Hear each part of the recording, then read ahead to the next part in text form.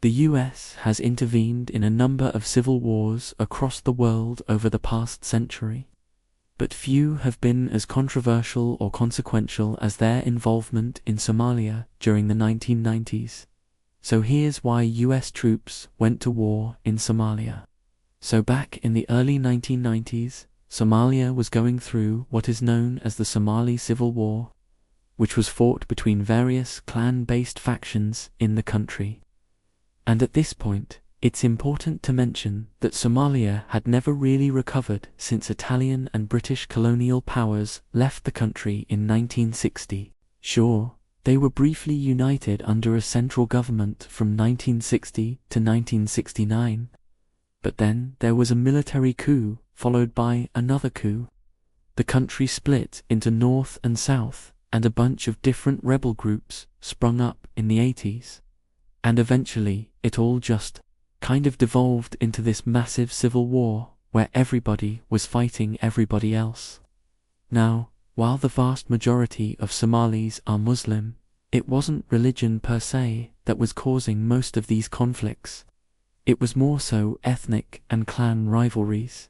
In fact, one of the main groups involved in the civil war was called the United Somali Congress, which was led by a guy named Mohammed Farah Aidid, and yes, that is the same Mohammed Farah Aidid that would later become the main antagonist of the movie Black Hawk Down.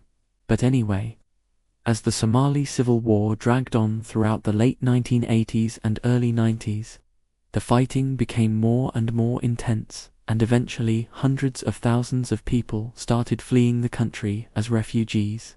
And so the international community decided that they needed to do something about it. And so in 1992, the UN sent a peacekeeping force into Somalia with the goal of restoring order to the country and allowing those hundreds of thousands of refugees to return home.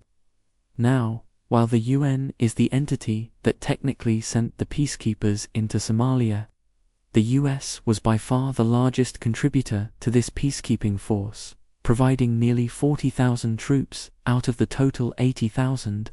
And so now we come to the question, why did the US agree to send 40,000 troops to fight in the Somali Civil War? Well, for starters, the US was very much still in the business of nation building during the early 90s.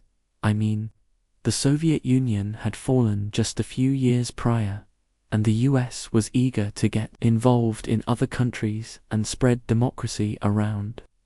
But not only that, another big reason why the US agreed to send troops to Somalia is because it was relatively cheap for them to do so. You see, this was right smack dab in the middle of the Cold War. The Soviet Union had fallen and the US was in the midst of reducing their defense budget from the $400 billion it was at in 1985 down to $200 billion by the year 2004.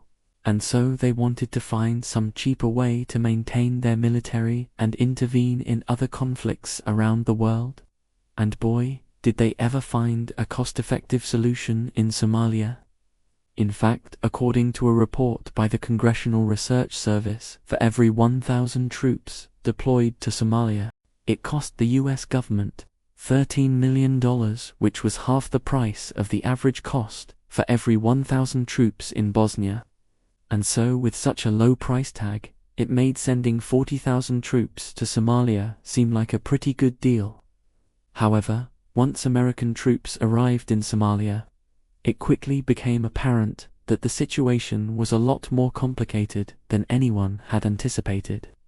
For instance, the UN hoped that the mere presence of a peacekeeping force would be enough to bring an end to the violence in Somalia, but that was not the case. In fact, things actually got worse rather quickly. For example, in one incident on June 5, 1993, Somali militia members attacked a UN relief food convoy. And in response to this attack, US Army General John J. Sheehan authorized Task Force Ranger to conduct a search and destroy mission against those responsible. Now, this is a fairly common occurrence when it comes to counterinsurgency warfare. When you can't find the enemy, You attack the general area where you think they're hiding. And so if nobody comes out, then you know they're probably there. Anyway, Task Force Ranger found the village where the attackers were believed to be hiding and began making their way inside. But before they knew it, they were being fired upon by armed Somali militia. And after 2 hours of intense fighting, the US forces withdrew and suffered the loss of 15 dead and 75 wounded. This was the single deadliest day for the US military since the Vietnam War, and it all happened within the first 6 months of America being in Somalia. And this brings us to the next major engagement between US forces and Somali militia, which took place on October 3rd and 4th, 1993. Now, prior to this battle, a Somali warlord named Mohammed Farah Idiad had placed a $25,000 bounty on the head of every American soldier in retaliation for the killing of 2 Somali men in an American airstrike. And sure enough, 2 days later, a group of 150 Somalis attacked an American position near Mogadishu International Airport. Now, the Americans were prepared for this attack and they easily repelled the assault. But then reinforcements arrived, and soon hundreds of Somalis were attacking from 3 sides. And this is when the situation really started to get hairy. As the battle raged on throughout the night, American casualties began to pile up. They had already lost 3 helicopters by this point, including one that was shot down over enemy territory. And they were desperately holding on to their last helicopter, which was having its rotors shredded by Somali fighters on the ground. With the situation becoming increasingly dire, a decision was made to send in 2 Delta Force teams to extract the survivors.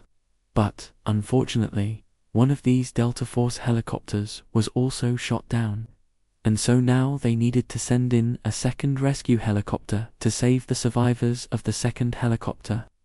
And to make matters even worse, both of these rescue missions were documented by Michael Durant, who was the pilot of the first helicopter that got shot down.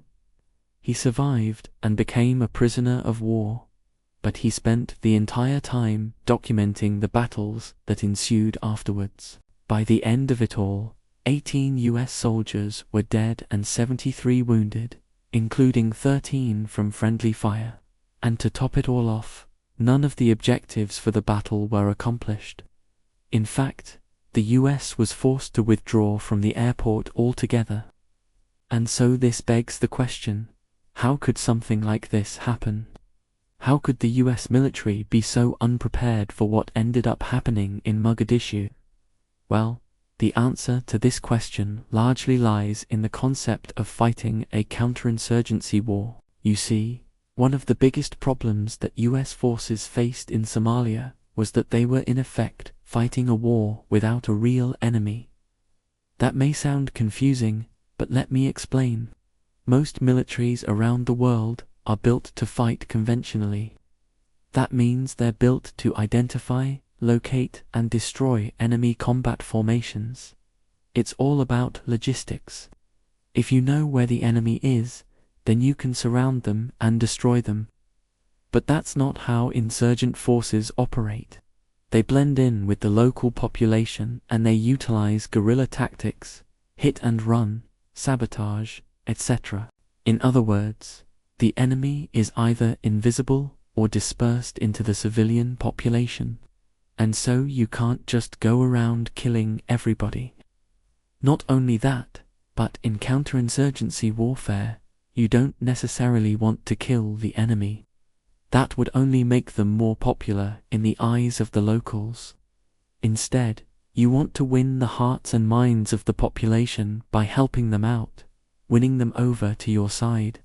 And that's what the US was trying to do in Somalia. But they weren't doing it through nation-building programs and infrastructure projects. They were doing it by shooting people. And that's what eventually led to the Battle of Mogadishu, also known as Black Hawk Down. The US military was ill-prepared to fight an insurgency. and their tactics largely consisted of trying to kill everybody, which only further destabilized the country. And so, after suffering heavy casualties in Mogadishu, the US decided to pull out of Somalia in early 1994. And while this marked the end of America's direct involvement in the conflict, the US didn't really achieve any of their objectives. In fact, the situation in Somalia actually got even worse after the US left. The country fell into complete and utter chaos, and various warlords continued to fight for control. I'm the host. Thanks for watching.